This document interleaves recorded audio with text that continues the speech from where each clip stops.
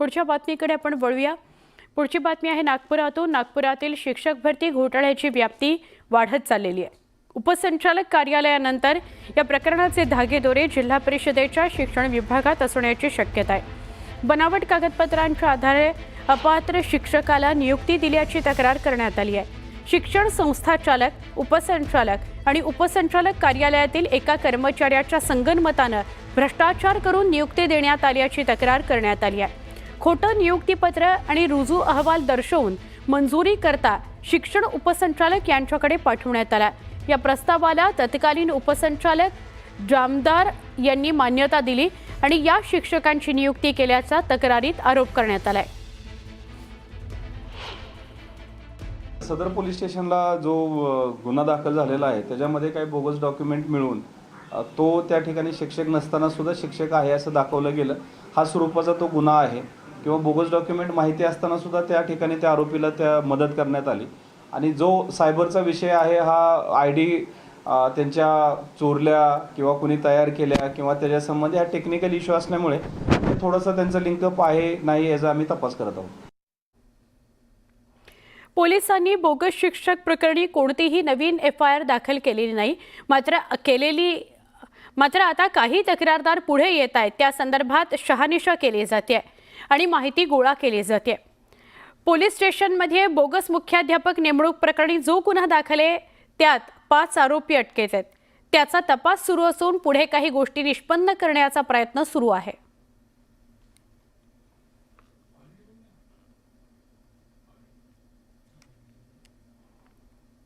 महत्त्वाची बातमी आहे। मुंबई पश्चिम द्रुतगती महामार्गावरील अंधेरी पूर्व इथं गाड्या जळल्या आहेत। एका गाडीतील CNGचा ब्लास्ट झाला आणि शेजारी असलेल्या गाड्यांना त्यामुळे आग लागली। घटनास्थळी अग्निशमन दलाच्या गाड्या दाखल झाल्यात। कोणतीही आगीत जीवितहानी जरी झाली नसली तरी गाड्यांचं खूप मोठ्या प्रमाणात नुकसान झालंय। पार्किंगमध्ये उभ्या असलेल्या गाडीमध्ये स्फोट झालेला आहे।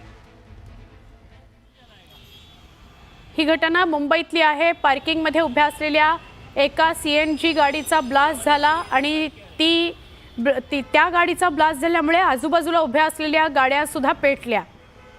अग्निशमन दलाला बोलवण्यात आलेलं आहे। आग विझवण्याचे प्रयत्न सुरू आहेत। जीवितहानी झाली नाही पण अनेक गाड्यांचं नुकसान झालेलं आहे। हीच ती गाडी जिचा CNGचा ब्लास्ट झाला। CNGची ही गाडी जिचा ब्लास्ट झाला आणि त्यामुळे आजूबाजूला पार्क केलेल्या गाड्यांवर ही आग पसरली। बातमी पुढची। रायगडमधील रोहामध्ये MIDCतील एका कंपनी स्फोट झाला। धाटाव या भागातील MIDCत झालेल्या स्फोटामुळे भीषण आग लागली। या ठिकाणी आता आगीवर नियंत्रण मिळवण्याचे शर्थीचे प्रयत्न सुरू आहेत। रोह्यात आग लागलेली आहे।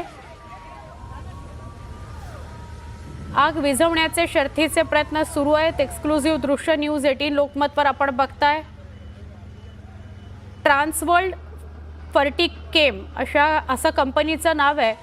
आग विझवण्याचे शर्थीचे प्रयत्न सुरू आहेत।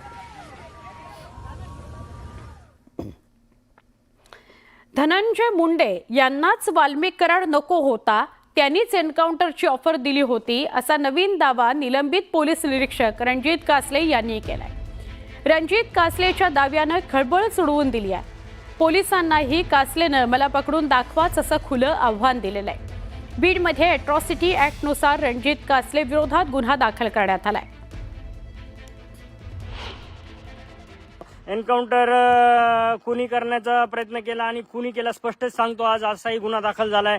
ते धनंजय मुंडेंनाच नको होते वाल्मिक कराड, कारण त्यांची काही अंडी पिल्ली ते बाहेर काढणार होते आणि त्यांचा संबंध आला असता 302 मध्ये आणि आज ते आरोपी झाले असते किंवा होणारही नाहीत। कदाचित त्यांना खूप सपोर्ट आहे। आपले महाराष्ट्राचे गृहमंत्री आणि CM फडणवीस साहेबांचा सपोर्ट आहे। ते होणारही नाही, त्यांना आरोपी केलेही नाही जाणार। तेवढे ते पुरावे दाबले गेलेले आहेत।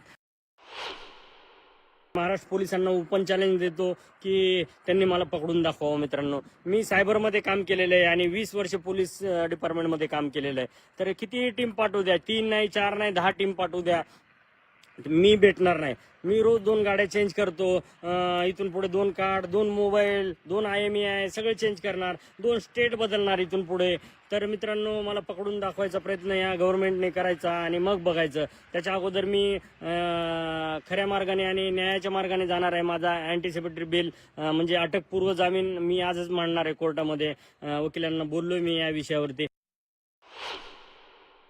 ते जे निलंबित अधिकारी आहेत त्यांचं असंही स्टेटमेंट आहे की हे जे तुम्ही सांगताय की मला एन्काउंटर करण्याच्या सूचना होत्या, म्हणजे फेक एन्काउंटर्स या महाराष्ट्रात अलीकडच्या काळात किंवा देशात घडलेल्या आहेत, त्याला पुष्टी देणारं हे विधान आहे. पण याची चौकशी होणं गरजेचं आहे.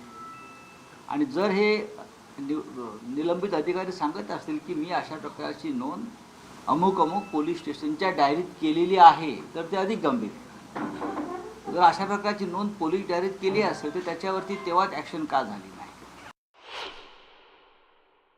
आता पोलिसांना आव्हान देतोय, पोलीस आव्हान स्वीकारतील, कारण आतापर्यंत ज्यांनी आव्हान केलंय ते पोलिसांनी